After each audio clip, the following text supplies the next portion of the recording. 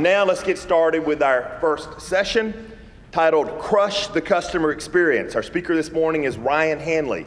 Ryan is the Chief Marketing Officer, a recent move at Bold Penguin, and he's a content marketing veteran. So I'm not going to give the whole thing. Ryan, come on up and do your thing.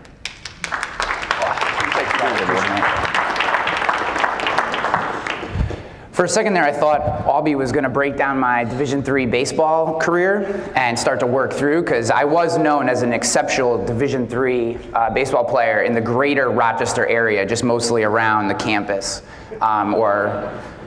So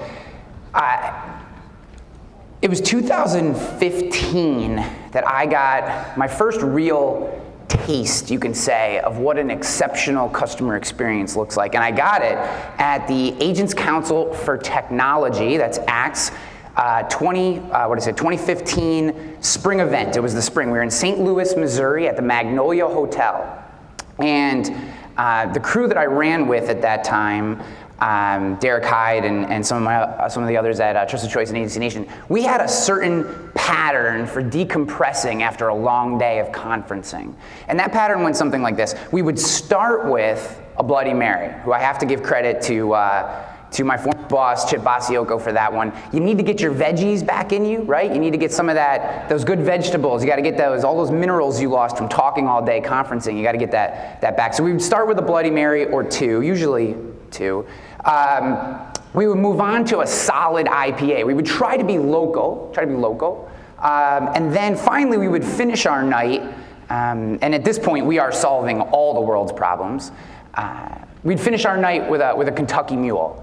Everyone know what a Kentucky Mule is? Bourbon, ginger beer, a little bit of lime. People dash it up in different ways. So Derek and I asked for our Kentucky Mule. His bartender's name was Christopher. We said, Christopher, could we have Kentucky Mule and send us the bill? And Christopher walks over and he says, guys, I have bad news. It's really difficult for us to keep copper mugs in stock, because what happens is I give out copper mugs, people shove them in their pockets, because everybody knows if you have a drink that involves ginger beer without a copper mug, the flavor is just not there, right? It's almost like you don't want to drink it. But being that our inhibitions have been lowered at this point, the fact that Christopher only had one copper mug, we persevered through that. And how we solved this issue is how all good issues are solved. We flipped a coin, and I ended up losing, and Christopher delivered our beverages, and we went home or back up to our rooms and called it a night. Now, this was a 3-day conference, so we would be conferencing again. And the next day, 3 p.m., we're walking through the lobby, and Christopher walks up and taps me on the shoulder, and he says, hey, I just want to let you know, I felt really bad that I didn't have copper mugs for you guys last night. So what I did was I went out and I got 6 more copper mugs. So if you have any friends that like Kentucky Mules, you can bring them. And I brought in my personal kit of pre-prohibition style alcohols and mixers. Now, for those of you that don't know, and I didn't know this until I met Christopher, before Prohibition, there was very little sugar involved in the cocktails that we drank. 1, sugar wasn't as readily available. 2, sugar removes all the actual flavor from alcohol and mixers. So there's a couple different things that make a pre-prohibition style drink. You muddle or shake, you do not mix or blend, because really you want to be pulling out, you want your drinks to have some chunks in them. You want them to have some of that natural flavor. And then you do not infuse anything with sugar unless that's part of the drink. Some versions of an old-fashioned will have dissolved sugar cube and stuff like that. So I'm meandering through this story, and I promise that there's a point. The point is, pre-prohibition style drinks are amazing. Amazing. They're amazing. They're just like, you think that you've had a cocktail before until you have a drink like this, and you're like, oh my God, this is a really good Kentucky Mule. Now here is the brilliant part of Christopher. So Christopher takes his, and it's like you would think, like, you ever watch Dr. Quinn, Medicine Woman, back in the day? Like, she had that big suitcase that she carried around when she was fixing people, like, out in the wilderness. Well, that's what Christopher had, except it was filled with booze. So Christopher throws it up on the thing, and he pops this thing open, and it's got a couple trays like this, and it's got mixers and all kinds of different alcohols in it. And so what Christopher starts doing, he goes, guys, You thought those were good? And we're like, dude, these are the best Kentucky meals ever. He's like, I want you to try something else. So Christopher starts mixologying and just sliding these things down the bar to us. Try this chocolate thing. Try this. You ever have a gin and tonic? Sure, we've had a gin and tonic. Not like this, you haven't. Throws it down the bar. By the end of the night, there's 25 people around the corner of this bar. We're hooting and hollering, and this is gonna sound disgusting, but literally this is what we're doing. Like, sip, pass, sip, pass. And the whole group is just passing these drinks around. Thank God no one had herpes or whatever, because that would have been a tough story to explain to my wife, you know what I mean? So how did you get that sore on your face? Sorry, that's disgusting.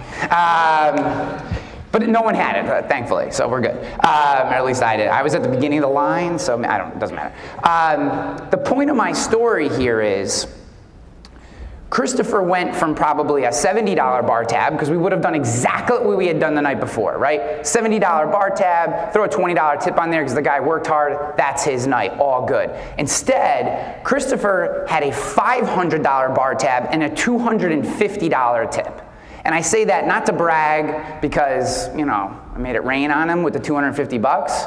I tell you that because he earned that money. The experience that he provided in that moment was unlike any experience I had ever had sitting at a bar in my entire life. And I do this a lot, so unfortunately I sit at a lot of bars. And I just had, it changed what I expected from a bar experience. I now knew what was possible from someone who actually cared about the drinks that they were making. Because a gin and tonic is a gin and tonic is a gin and tonic. We've all had gin and tonics, and truthfully, your expectation of a gin and tonic is probably not very high until you've had someone make you a gin and tonic the way Christopher made it. And now you look at every gin and tonic as unworthy unless it matches up to that. And you're constantly now seeking who is the mixologist in the area. So when I know that I have time, I will say to a lot of times the concierge, or whoever's out at the front desk of a hotel, is there a place that makes good drinks? Not that serves drinks, because there's a lot of places that serve alcohol. I'm not trying to get bombed. I want to have a cocktail that I can sit and enjoy and know that the person who made it cared about my experience drinking that cocktail. Guys, this is the same shit that happens in our industry. Have you picked up on the fact that this is completely applicable to what we're doing today? You're not commodities, right? Every single one of you would say, I'm not a commodity. I hate that word. We're not a commodity. You only aren't a commodity if you act like one. Does that make sense? You only aren't if you're doing the things, if you're showing your customers, if you're giving them an experience that is unlike the other experiences that they've had before, the experience they want. I like drinking well-crafted cocktails. I like it. I don't want a crappy, watered-down, over-iced gin and tonic. The other thing that Christopher did, and this shows the craftsmanship. I like your socks, bro. He made his own ice. So a big part of crafting a good quality cocktail is the ice. Now, a lot of people overlook the ice. They take that scooper and they put it in, slop it in your drink, and they're like, oh, I can water this thing down. He's never even gonna know. He'll pay $10 for this. As soon as you hear that crunching of the ice from the scooper, you need to pump the brakes hard. Because what happens is, machine-made ice oxidizes really fast, and when it does, it dilutes alcohol, and it changes the natural flavors of the booze. That's why a lot of people drink drinks neat without ice. But truthfully, you want a small bit of diffusion in your ice cube, just a small bit, and that comes from highly compressed. It's a painstaking process and usually involves a big cube. You've seen those like snow scoop round ones or the big. Christopher made those in a machine that he helped develop that compressed the ice and removed all the air. So an ice cube in the air this big would take like 3 hours to melt. That's insane. It also shows me that Christopher really, really, really, really cares about the quality of experience that the people have when they work with him. So what we're going to be talking about the rest of today during my time with you, and this afternoon when we get into more tactics and strategies, is how do we think about crafting that customer experience in our own agencies? This is how we have to think about our business. Because the people that have that experience with Christopher at the bar, they're not just like, that's my bar customer experience. They're taking that idea that someone can really care and give them something that they really want, whether they've asked for it or not. They're taking that and applying that to every other interaction that they have. Now, the unfortunate part is that the common perception of our customer experience looks something like this. People familiar with this meme of who we are? This is a State Farm commercial. They've been running this commercial for 6 years. This commercial aggravates me to no end. It has aggravated me from the very first time I've seen it, and the reason may surprise you. That's a crick fishing setup, and he's using an ocean pole. Does anyone think that's odd? I grew up on the Kinderhook Creek, and that you would go in looking like that, except your pole would have some 4-pound test on it. That's how you pull the brownies and the rainbows out. You're not going to pull it out with that ocean pole. That's ridiculous. But, sorry, I just think that's funny. I mean, obviously the person who put this costume together didn't spend a lot of time with a line in the water. Like, that's obvious. Or otherwise, that's a wackadoo outfit to roll onto the beach with. But, all right, so the reason State Farm has been able to use this commercial in their advertising for over 6 years is because it is an accepted perception of who we are. It's not who we are. We know that's not to be true. Just look around this room. But it's an acceptable perception from the marketplace. And because we know that this doesn't accurately depict us, how can they possibly continue to use it? The answer is, we don't tell our story well. We don't, as an industry. We're getting much, much better. I've been doing a version of what you're seeing today for 8 years. 8 years ago, he would have been screaming at me, "Not in my industry, get out of here. My clients don't go on the internet." Not just you, your buddy back there would have yelled at me too, and so would have she. "Get out of here, kid, you don't know anything. Insurance clients do not go online," and that does not happen anymore because we know. The internet hasn't changed our business. It's just allowed us to create new introductions. And all we have to do is take who we are as people and as businesses and put that online in whatever dosage we feel is appropriate. And the people who like that message will connect with us. It's an introduction engine.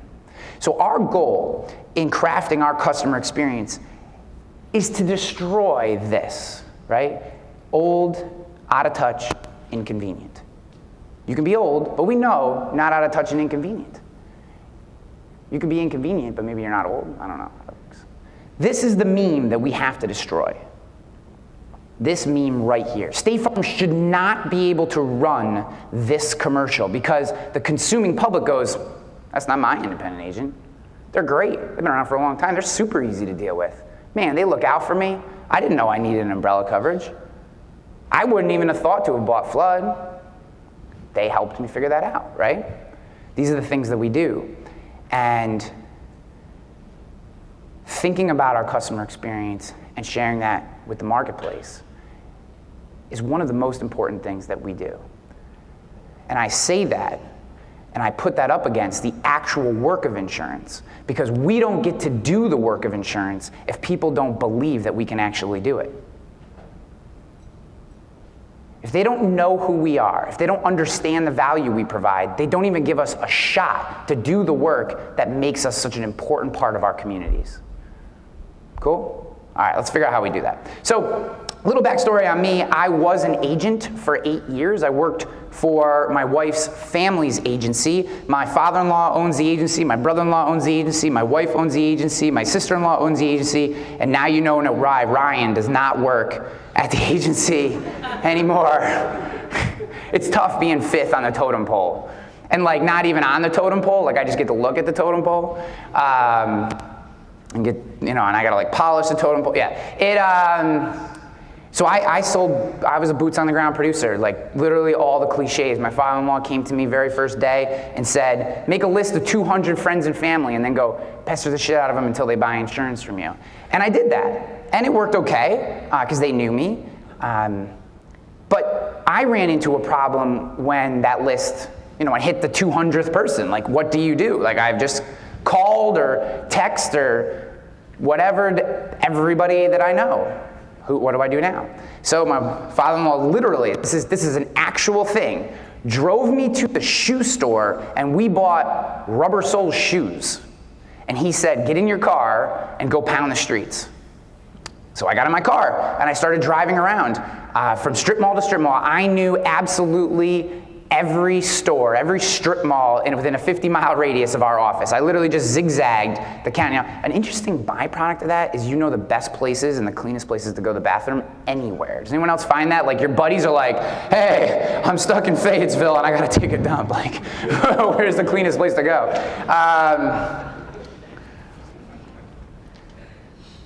The interesting part about prospecting in that manner is when you walk up and you're like, hi, my name's Ryan Hanley, and I'm an insurance agent in the area. I am the best dry cleaning insurance agent around. Like if you need dry cleaning insurance, you call me. And then you walk out the door and you go 10 feet to the left and you're like, hi, my name is Ryan Hanley. I am the best Chinese food restaurant insurance agent in the area. If you need a quote, give me a call. And so I would do that all day long. I would go through boxes of business cards. And surprisingly, not a lot of those people called me. So I was struggling. I had a downward stepping salary. So each year I would make less until I made zero. That was the idea. Give me a little bit of a boost to get to where I could sustain myself. And I was really struggling. Really struggling. Like when you would think like when you make the first step, you've at least made enough money to like get you back to where you were before, and I wasn't even getting there. So I'm like a year and a half in the business and I'm having a really hard time. Like I'm miserable. Plus I gotta go home and my wife, not in a mean way, but like she's comparing me to her brother and her father-in-law. Her brother-in-law had been in the business for 10 years before me, and her father-in-law had been in the business for 37 years and is probably the best salesman I've ever met in my entire life. And here I am, like, don't know anything about insurance, never taken a sales class, and I'm just getting hammered on. And I did not think that I would make it in this career. That's very, very true. I had some very, very dark days. And one of the rules in our office was from 9 to 5, you could not be in the office. If you were in the office 9 to 5, you were not working. That wasn't work. You need to be out. We were hunters. We went and got that business. So do you guys have chambers of commerce around here? That's a thing? Okay. So what I would do, you know those coffee lunches where you pay $5 and you sit around with the same 12 people who tell you all their world domination stories and then never actually do anything, and you just keep telling those same stories over and over and over again, except on Monday it's in Bethlehem, and on Tuesday it's in Guilderland, and on Wednesday it's in Latham. So I did that. I was one of those people. That was me. Because I didn't want to be in the office, and I could like go back and they'd be like, what did you do? And I'd say I was networking. Yeah. I did one thing I was okay at was developing centers of influence. So if you were an accountant or a mortgage broker or a real estate agent, occasionally I could convince one of them I knew enough of what I was doing that they would send me some opportunities. So I walked into one of these networking events, and there were actually, at this one, there were two people I did want to meet, a mortgage broker and a real estate agent that were both on kind of like my hit list. And the funny part is at chamber, when you're an adult, those same circles that happen at 8th grade dances, those same exact things happen at networking events. So I kind of elbow my way in, and I hear the mortgage broker say to the real estate agent, she says, let's just connect on LinkedIn, and poof, they split, took off. Now this is 2009, mind you. LinkedIn is barely a thing. Most of us weren't sold on the internet yet at that point, right? So I didn't have a LinkedIn, and it really freaked me out. So I immediately left that event. I went back to my office, and I spent the next 12 hours on LinkedIn trying to figure out why in the world would she say, let's just connect on LinkedIn? Why would she say that? She could have said, here's my business card, give me a call. She could have said, email me. She could have said, text me. Even though I'm pretty sure these were still those days where to get the D, you had to hit the 1 4 times.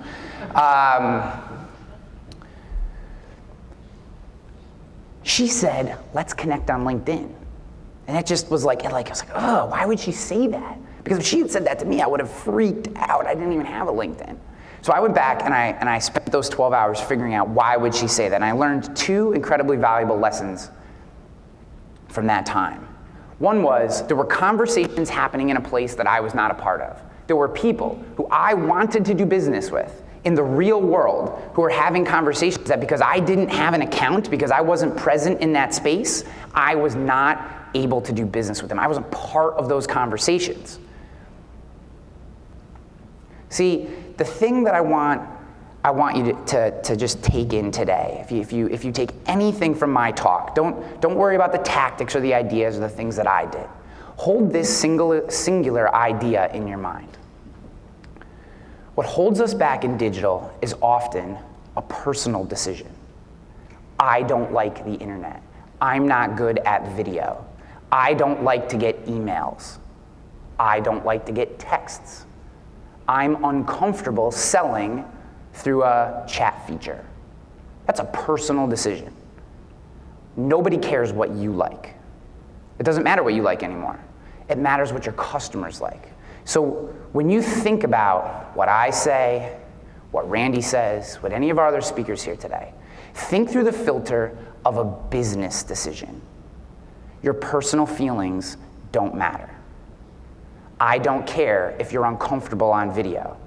Statistically, you have a 70% better chance of converting someone on your website into a lead if there's a video on that page. It doesn't have to be Spielberg. It just needs to be you or someone in your office or someone who represents your office in a way that can help them understand why they would want to do business with you. So you need to start making business decisions about these things, not personal decisions. It took me a long time to figure that out. I thought there was something wrong with people. I did.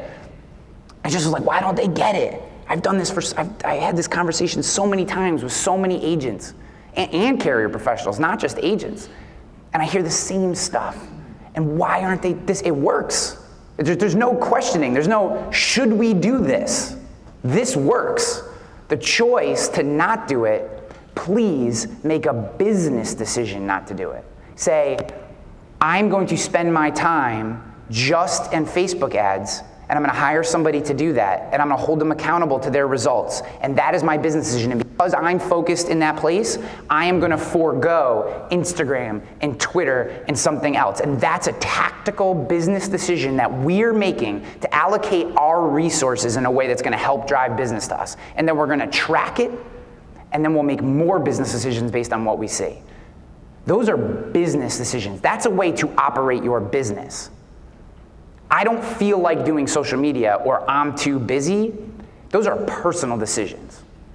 And you can't justify those any other way than saying, I just don't want to be as successful as I can be. Does that make sense, guys? I'm not telling you you have to do anything. There is no guarantee, there's no right or wrong. Some version, some cross set of the things I say and Randy says and every other speaker at this conference says works for you. And all that I'm going to ask you is because I'm going to ask you to do some crazy things today. I'm going to talk about some crazy things because that's kind of my job. I try to be the leading or even bleeding edge on a lot of this stuff. And then I try to distill it for you so that you can choose. This thing works for us. That's a terrible idea. I would never do that. Cool. But make them business decisions. Make them business decisions. Okay. So I want you to consider making the business decision to be in the places where your customers are. For me, as a commercial lines agent at the time, LinkedIn was a good business decision. It was a place I wanted to be. There were business professionals. There were business professionals operating in that space. The second lesson I learned was it's the creators that win attention.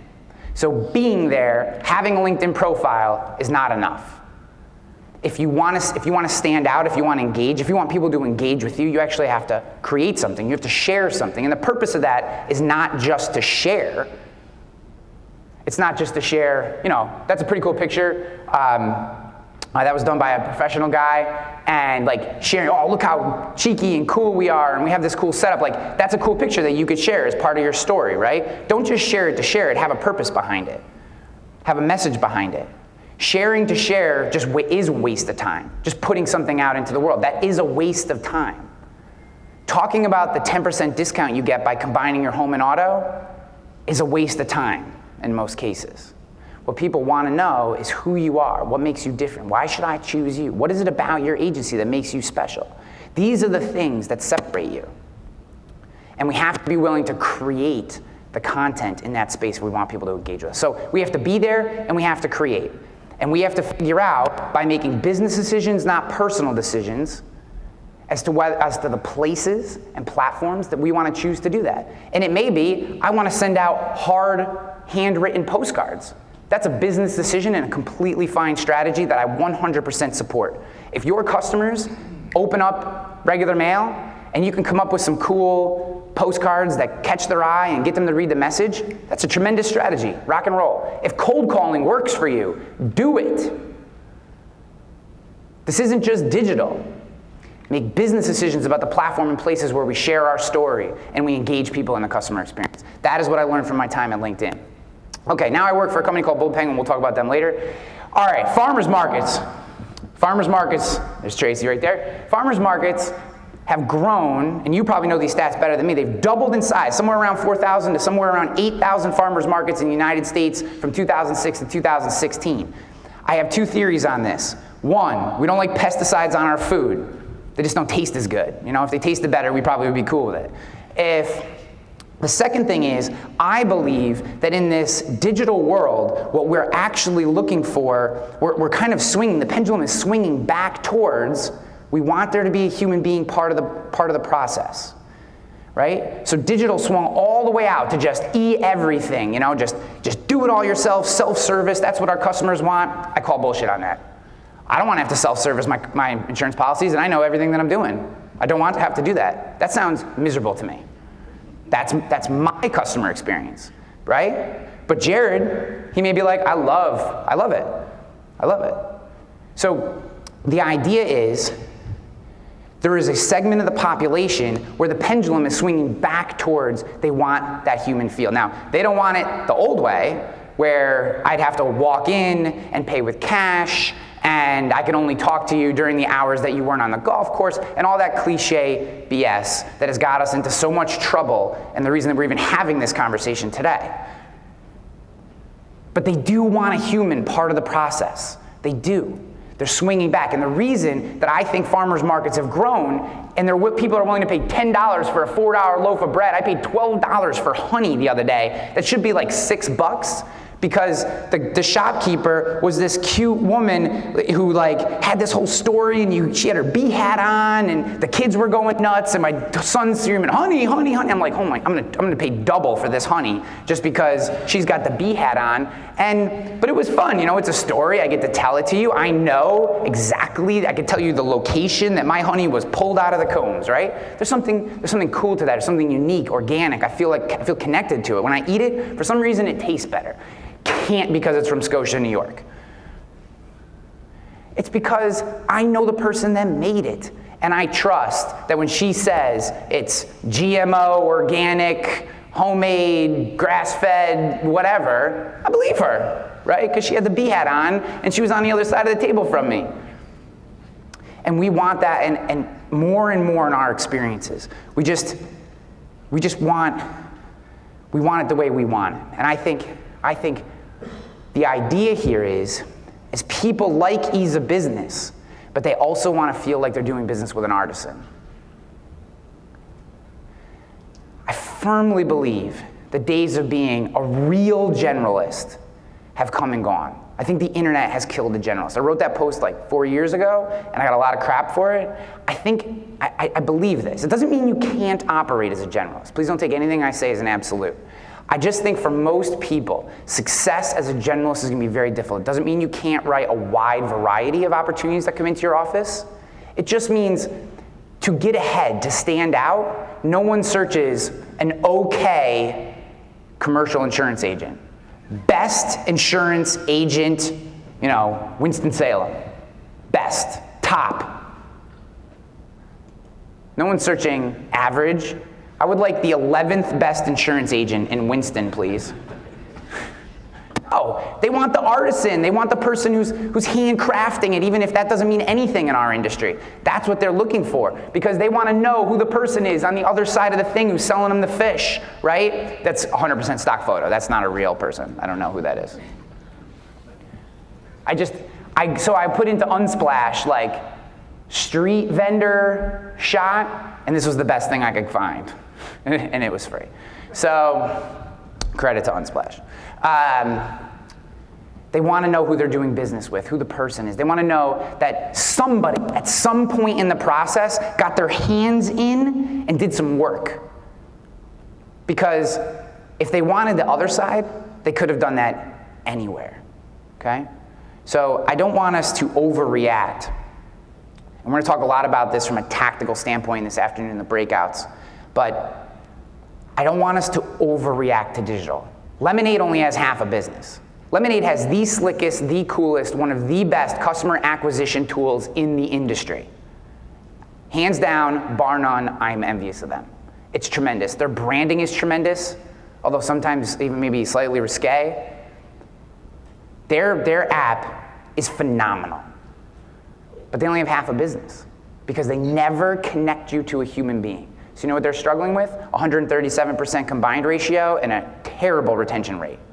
I've heard reports in the 20s or 30s. I don't know either one of those stats to be accurate. I've just heard those. It's low. It's not sustainable. It's not sustainable at this point.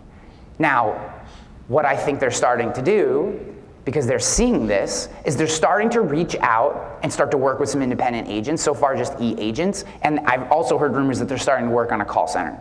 And the idea is, if you can use their incredible front-end acquisition and then at some point take you out of the AI and just inject a human being, just for a moment, just to say, hey, I'm here.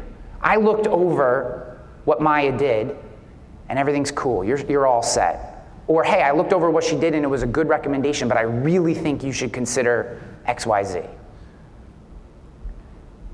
In that moment, if that human connection was made, I think in a personal line standpoint, they would have potentially an unstoppable product. Now, granted, they have 10 million in written premium, and I looked at some research over there. The 33rd ranked super regional carrier in the United States has 500 million in written premium. So, you know, they get a lot of buzz. Let's keep where they are in reality, right?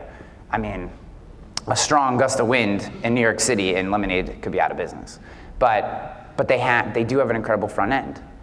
People like the speed that it takes to get to the point of purchase. And yes, today, I think because they're underpricing the market, they're able to click a button and they're having good success with that. But I think what we're seeing as they get into year 2, and we'll see in 3 and 4, is that they struggle with retention and combined ratio because there's not a human being there to make sure. There's no connection, there's no trust. That loyalty, you don't grow. I struggle to believe that we are at a point in our society where we feel a loyalty connection to Maya, the AI chatbot. I'm not saying that day won't ever come. I'm just saying today, and then for the foreseeable future, I think you still need a human being. But we can learn from them, right? We can use what they're doing and start to draw it in, and take the fact that we are artisan, that we do handcraft policies, that we do this work, that we're incredible at this, that the east side of this state is going to be okay eventually, is because of the work that we do and our brothers and sisters in arms. Right? This isn't the 1700s. No one's coming to do a barn raising for a house that fell down on the coast. Insurance is going to pay to put that place back together. And I don't know the extent of the damage. I've only seen what I've seen on TV. But I do know that no one else is showing up with a check. We do that. The human beings do that. And we can't forget that part. We can't get lost in all the talking head nonsense about digitization and how there's going to become a point where we're not important. We're incredibly important. I think the market is proving that out. Our role has just changed slightly, and more, not even our role, but where we inject ourselves in the process has changed. And for each of us, going back to the beginning where we talked about customer experience, that's going to be slightly different. For some people, it may be more at the beginning of the process. For some people, we may not inject the human side until after the policy is already sold. I mean, certainly for personal lines, front-end, consumer-facing comparison and quote to bind is a reality. It hasn't yet I think, been done incredibly well, but it's a reality. Maybe some of your customers do want to bind that policy online, and then you inject the human being after they've already purchased. Now you schedule a call with them and say, hey, we know you bound your policy. That's fantastic. You did a great job. Can we just take 20 minutes on the phone to go through this? Or you send them some sort of video using Soapbox, or Nick Ayers has got a tool or whatever for this, right? Or Chris Langell, who's I think been here a couple times, his Advisor Evolved has a tool for sending video follow-ups on the policy that they purchased. There's a million places that you can inject yourself. You have to figure out where that is. I just want to hammer home the point that everything that you're going to read from people who don't understand this side of the business is that we're not necessary, and that's ludicrous, and there is literally not one stat you can show me that proves otherwise. Is that cool? I thought you guys would be more jacked up about that. I mean, that's like good news, right? Like you guys, all right. Well, hey, maybe we should. All right, so let's keep moving. That was relevant, but I didn't tell that story. All right, so this is the customer experience triangle of death. And I say triangle of death because basically if you don't listen to what I'm about to tell you, no, I'm not going to say that. So here's why experience is important and how it works. Before the advent of advanced logistics and the internet, advanced logistics like Amazon dropping a drone, like your socks that you purchased, like Amazon probably dropped those socks off in a drone, didn't they? They did. I knew that. So before all that stuff, consumers only expected us to be able to provide two sides of this triangle. You could have a good quality product or service. You could have a competitive price, but they kind of felt, it'd probably be tough to do business with or tough to find. You could be easy to do business with and have a competitive price, but your product might not be that good. And we're okay with that. That's acceptable because we understand it's really tough to have all three. If you had all three, you stood out and you were the market leader. Unfortunately, the internet has made it so that customers now expect all three sides of this triangle. You have to have a competitive price. Competitive doesn't mean cheapest, competitive. You have to have a good product and good quality service, and you have to be easy to do business with. And if you're not, guess what? People just leave. That's how they vote. If you're struggling with retention, if your retention's in the low 80s and you're having a hard time, I would try to address these 3 points first before you work on customer experience. Because this is the bar. This is the barrier to entry today. Because every experience we have, whether it's all the cliches, Apple, Zappos, Amazon, or it's Christopher, the amazing, ridiculous mixologist in St. Louis, tells me that I should and am completely justified in expecting all three sides of this triangle. So if that's the expectation, the only thing that helps us stand out is the experience that we provide to those people. Now, this is a hacked up diagram because I made it in Canva, actually on my knees in the Uber on the way here because the handwritten one that I've been using for the last 7 years just started to wear on me. But the idea here is, in the middle of all this stuff, all these points, all this product is the experience that you're providing, right? So where you inject the human being, how you do it, the follow-ups you have, where you decide to use video, where you don't decide to use video. Maybe you have a client appreciation day. All those things, the things that make your business different, are in the middle. And you have to fill that thing up for you and your customers. And there may be different diagrams in here for each one of your customer bases. The customer experience for your personal lines customers may be different. They may just need a solid onboarding program and an occasional touch over time, and that's all good in the hood. Your commercial lines customers, the onboarding may not be as important as all the touches that you have with them throughout the life cycle of their policy with you throughout the year. There may be customer appreciation events for them. There may be webinars that you do or whatever makes, you may have self-service for certificate requests and stuff. You may do risk management. You may bring in like a risk manager from a carrier and have them walk through their business and do a risk assessment for them. These are points. You may have more touch points on the back end for commercial and less for personal. And life may be different, health may be different, anything else that you do. But it's all those things that fill up that middle. And please, just do me a favor, don't talk about how many carriers you have. Like, nobody cares if you have 30 carriers. It literally means nothing. Most, 29 of those carriers, the person's probably never heard of. And they trust you. So, I have 30 carriers. It's kind of like, who cares? Just give me the one I need. All right, cool. All right, so we talked a little bit about Lemonade. These are just some companies that I think are doing cool things with customer experience. TROV is microinsurance, so I don't feel like paying $275 for a guitar rider for the $4,000 Fender that I have in my closet for the 3 times a year the band gets back together. I don't want to pay that rider. I just want to pay for the 3 days that I have it outside my house. So I'm just going to take out a policy with TROV, pay $27, whatever, I'm making these numbers up, but pay significantly less for the 3 days that I actually need coverage, that's in my car and out on stage and stuff, and then when I lock it back in the fireproof case and stick it in the house, I'm good to go. That's TROV, in a nutshell. There's other things.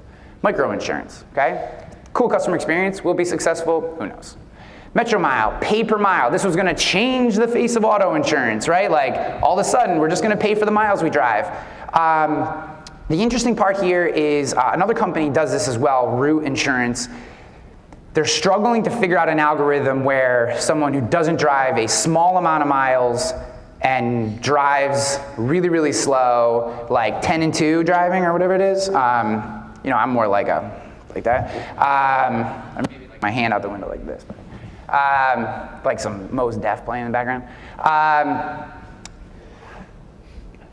They struggle to figure out an algorithm where the pricing actually works. I think eventually they'll figure this out. The issue is you really have to be a good driver and drive a certain way for this to make sense. And I think that's cool. I think these companies are going to carve out a niche for a certain type of driver. Maybe somebody like me who only drives 4,000, I only drive like 4,000 miles a year. I drive from my house to the babysitter, to my kid's school, to the golf course, or to the airport. Those are the 4 places I go.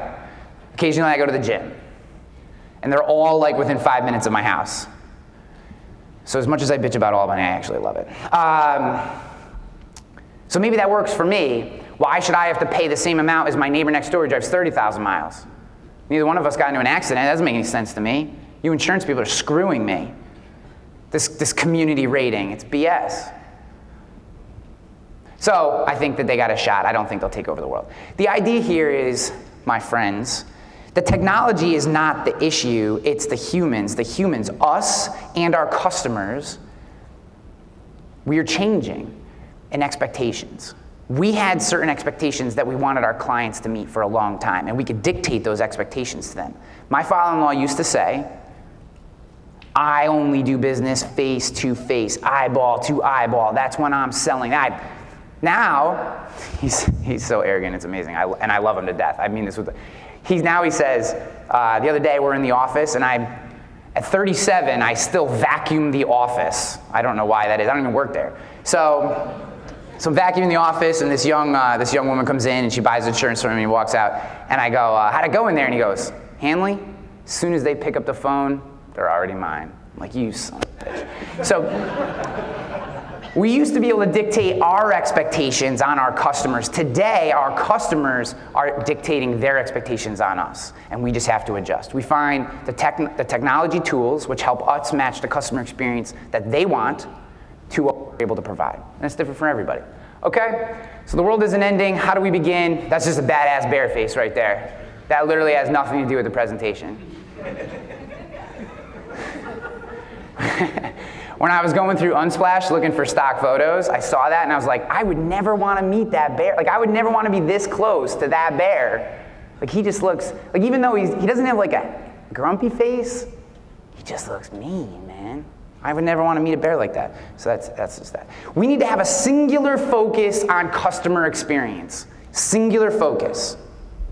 Assuming we hit the bar on those 3 points of the triangle, right? We have good products or services, a good carrier mix, and our people care about what they're doing and doing their jobs. We're easy to do business with. When the phone rings, we pick it up. Do I have to keep talking about phone trees? Do I have to do the phone tree thing? I don't want to have to do the phone tree thing. If you have a phone tree, get rid of it today. Get rid of it. Some of the amazing research that was done at Trusted Choice while I was there was around the idea of picking up the phone. You have a 40% better chance of closing a piece of business if you don't have a phone tree. You want to know why? 40% of all calls through a phone tree never talk to a human being. Never talk to a human being. If you have a phone tree today, you are saying to the rest of the people that work for your business, we're good. 40% less, we're good. We don't need those people. Screw them. I'd rather have a phone tree. For Steve, press 3. Who the fuck is Steve?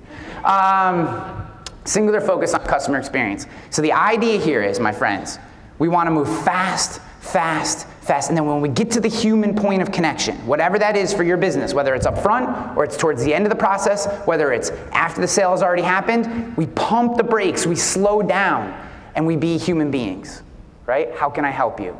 What's going on? What's the problem? I'm going to be your trusted advisor today. We slow down, because this is where trust, respect, and loyalty are built. We do not want to rush to that interaction. Get them as fast as you possibly can to the human being, and then slow down. Whether you need to use a chatbot or buy leads or whatever you need to do, whatever your thing is to get them to your business, do that. Make it easy for them to contact you. When they call you, pick up the phone, and then in that moment, slow way down and be that trusted advisor. That's our hero moment. That's when we get to rock it. Okay?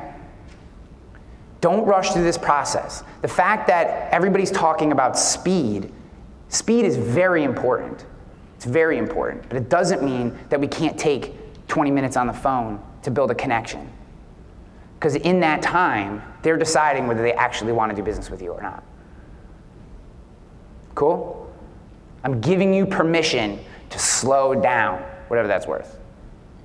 My wife doesn't listen to me, so I guess you don't have to, but if you think this is valuable information, slow down. Okay, so we talked about chatbots a little. We just have a couple minutes left, and we're going to talk a lot about this stuff the afternoon. I hope you'll come by. So I'm just going to go through this kind of quickly, but I just want to hit you with some of the stuff that I think could help this kind of fast, slow. Chatbots, I'm not completely sold on chatbots yet, mostly because it still takes quite a bit of work on the back end to man them. Like if someone uses the chatbot, you actually have to respond to them. That's the funny part. Like, it's not email. They're expecting you to be like, oh, how can I help you today? So if you're going to use a chatbot, and I do think there's value in them, you just have to make sure someone's on. And in the moments when no one is able to respond, then just turn it off. And all this is saying is that you need to have a healthy mix. That's actually a really terrible slide. The company I recommend for this you take a look at is ProNavigator. They are one of the few companies that are actually using they're still in the machine learning phase, but they're going to get to at some point true artificial intelligence from an AI perspective. And really all that means is the computer is smart enough to know when you say something that's slightly off what you're actually saying. So today, if you ask a question, the computer has to have seen that question and the human has to have validated what the answer is for it to respond. And if it doesn't know what the sentence is that person typed in, the computer doesn't know how to respond. This is the machine learning phase. And over time, a human behind the scenes is saying, that's a correct answer, that's not a correct answer, that's not a correct answer, this is a correct answer. The machine learns, eventually they'll get there. Most people are just using algorithms and their whole like AI thing is crap. I think they have a shot. They're out of Toronto. Jeff Roy uses them. A bunch of other agents. Still new. I wouldn't just like hop on the train and think you have everything fixed, but I do think they have a shot. I think they're a good company. APIs, connectivity. Ask Kodiak is a great example of that in the insurtech space. They allow either you guys, if it's you that are doing the operation, or your team to find appetite for carriers. They're an appetite engine, really, free for agents. Check them out. The reason I put them under the API economy is because they publish all their API, their connectivity, the code that allows their information to get out to other systems. They publish it online. Anyone can use it. They're actually a pretty cool company. I really like them. And they're actually partners with the company I now work for, Bold Penguin. I'm not going to talk about them here. I have decided midstream to not do that. The other company I want to bring up is a company, Risk Genius. I think this is going to be a tool that we may forget the name Risk Genius, but what Chris Cheatham and his team are doing here, I think has the potential to change the way we service our customers. He is currently cataloging every word and every policy form in existence in the insurance industry. And then he's running them through an algorithm to find out where in your book of business you potentially have coverage gaps. So one of his customers, I'm going to forget who it is, I think is one of the top 100, doesn't really matter. What he did for them was he took all their clients' information, and the policy forms they had for those clients and put it into his system. And now they know, well, we suggested a $3 million at-fault liability for this customer who looks just like this customer who we only suggested $1 million on. That's a potential E&O. Why would we do that for them and not them?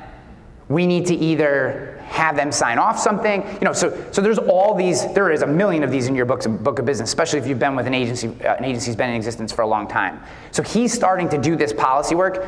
The cool part about it that he hasn't got to yet is eventually he's gonna be able to flip this on its head, and as a producer, you're gonna be able to go get a client and say, hey, can I get your policy docs? And you'd be like, yeah, bro, of course you can have my policy docs. And then you're gonna take those policy docs and you're gonna stick them in the computer, and the computer's gonna go, there's a gap in their umbrella. They have a trampoline. The umbrella excludes it. If we move them over to RLI and put the umbrella rider on the RLI umbrella, boom, now they have coverage under their umbrella for the trampoline. You know that because the computer told you that that gap was in there. Kidding me? You could tear people apart with that tool. I think that's sexy as hell. I think they're going to be a true player. The last company I want to talk to you about as we finish up here, this is Seth Zaremba. He owns Zinc Insurance in Ohio. Tremendous dude, smart as hell. He is starting a company that is tentatively named Neon. Don't hold me to that because he hasn't launched it yet, but he was cool with me talking about it. So basically what he's doing, and this is the whole idea of using tech and bringing it to the human, right? So he's created a Salesforce dashboard. So if you use Salesforce for your CRM, so you have to use that. Eventually he'll go to other tools, but Salesforce is easy, unlike some of our current vendors that we use to get information out of. So what he's doing is, when someone calls his office and his customer service rep picks up the phone, easy stuff, it says who the person is, what their policies are, populates their screen, okay? Tom Jones, he's got homeowner umbrella with us, and here's how long he's been with us, here's the last time we connected with him. That's on the left side of this dashboard. On the right side is that customer's potential to renew. Tom Jones only has a 27% chance of renewing. And the reasons are, we don't have his email, we've never got a referral from him, he's never left us a testimonial, we don't have his wife's cell phone number. And with each piece of information that customer service rep asks for, the potential for Tom Jones renewing goes up because he's learning what information do we need to have to get my business to renew. That's some smart stuff. I mean, imagine if every time someone picked up the phone, you didn't have to go ask everybody for their email. Well, we already have Tom's email. We know we don't. No, look in the system, we do have Tom's email. No, it's right here, right on the dashboard. You don't have to ask Tom about his email now because the last time he called, we got his email address. Tom now has a 97% chance of retaining. That's real stuff. That's real revenue impact to our business. Now, he's just building this product out. Who knows if it'll ever actually work, but the idea that a tool can allow us to be on the phone with a customer, the human agent building trust, loyalty, respect in that moment, is empowered by the tool, is putting data to work, empowered by that tool to actually provide a better service to our customers. That's Rockstar, man, and that's what it's all about. So the idea here is we're never gonna get rid of all the friction, we just wanna be frictionless. That's like my cheeky dash that I put in there, frictionless. Cool. All right, the last thing I'm gonna tell you before I walk off the stage here, I'm 1 minute over. I'm not gonna tell the story, I'm gonna come to my breakout. I'm gonna start my breakout with another bar story. So come to my breakout this afternoon. I'll see you guys. It's been my absolute pleasure to be here, and I hope we'll see y'all this afternoon. And if you have any questions, I'll be around all day. So thank you very much.